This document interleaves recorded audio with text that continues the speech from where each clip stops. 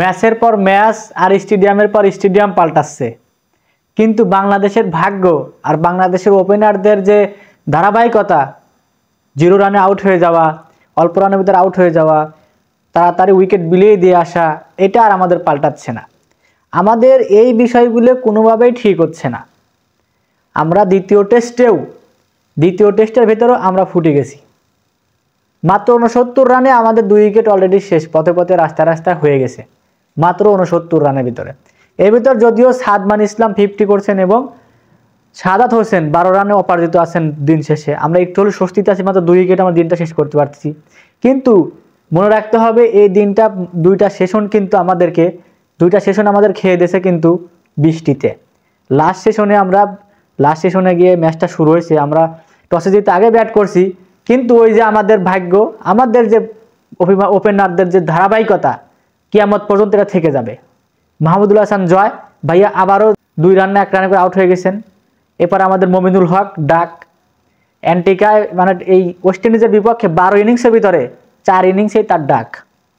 একটা test batsman West ইন্ডিজের বিপক্ষে 12 ইনিংসের ভিতরে 4টা ইনিংসে তার ডাক আছে। এটা হচ্ছে আমাদের ক্রিকেটাররা। তাদের কিয়ামত পর্যন্ত আজীবন যদি সুযোগ দেওয়া হয়, তাও মনে করেন তারা ক্রিকেট জীবনে শিখতে পারবে না। গলাবাজি, চাপাবাজি এইসব তারা আরামসে করতে পারবে। আর যদি কিছু ডলার দিয়ে দেওয়া হয় যে ডলার নিয়ে তোমরা চাঁদে পিকনিক করতে যাও, মঙ্গল গ্রহে পিকনিক করতে যাও, তারা আরামসে পিকনিক করতে পারবে। কিন্তু ভাইয়ারা কোনোদিনও ক্রিকেট শিখতে পারবে না।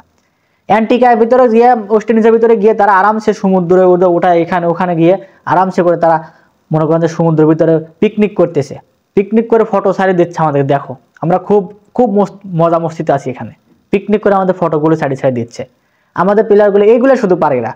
এরা পিকনিক টিম, এটা টিমের নামই picnic team, TikTok team, tour team. তারা আজীবন শুধু শিখেই যাচ্ছে, যুগের পর যুগ শিখে যাচ্ছে। সেই ক্রিকেট জন্ম থেকে, বাংলাদেশের ক্রিকেট যেদিন থেকে জন্ম হয়েছে সেদিন থেকে আমাদের এই ক্রিকেটারগুলো খালি শিখতেছে। একের পর এক ক্রিকেটার জীবন, মানে তাদের জীবন শেষ হয়ে যাচ্ছে, আরেকজন আসতেছে, তারা শিখতেছে, আবার আরেকজন আসছে, তারাও শিখতেছে। শুধু শিখার পরই আছে আমাদের ক্রিকেট।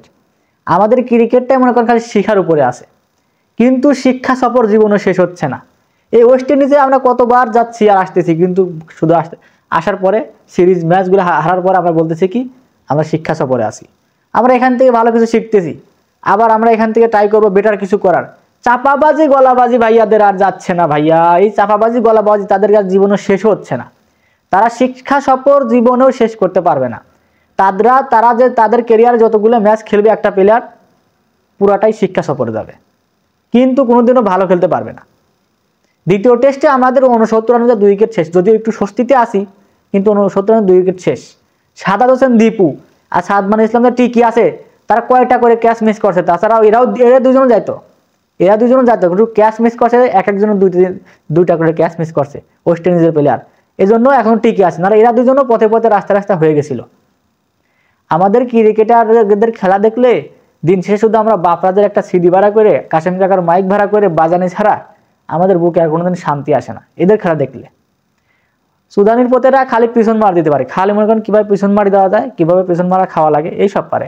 আর চাপাবাজি গলাবাজি তো আছেই। সংবাদ সম্মেলনে একটা মাইক নিয়ে আমরা ভালো খেলবো, পরের ম্যাচে ঘুরে দাঁড়াবো, এখান থেকে কিভাবে কামব্যাক করতে সেটা আমরা খুঁজে বের করবো।